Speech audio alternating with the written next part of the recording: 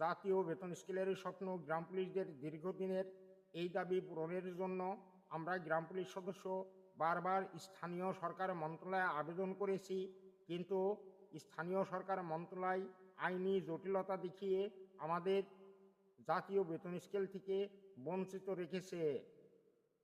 তাই আমরা হাইকোর্টে একটি মামলা করেছিলাম, যে মামলার রায়ে হাইকোর্ট গ্রাম পুলিশ সদস্যদের জাতীয় বেতন স্কেলে বেতন ভাতা দেওয়ার নির্দেশ দিয়েছিল, কিন্তু সুপ্রিম কোর্ট আপিল করে সেই রায়টিকে ঝুলিয়ে রেখেছে।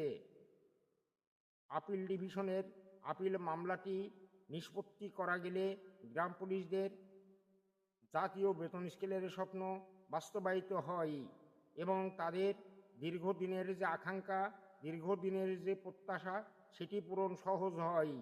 তাই আর দেরি নয়, সকল আন্দোলন সংগ্রামের পথ পরিহার করে এদিক সেদিক ছুটোছুটি না করে আসুন সকলে ঐক্যবদ্ধভাবে সুপ্রিম কোর্টের আপিল ডিভিশনের আপিল মামলাটি শেষ করি এবং আমাদের দীর্ঘদিনের প্রত্যাশা পূরণে আমরা সকলে উদ্যোগী হই।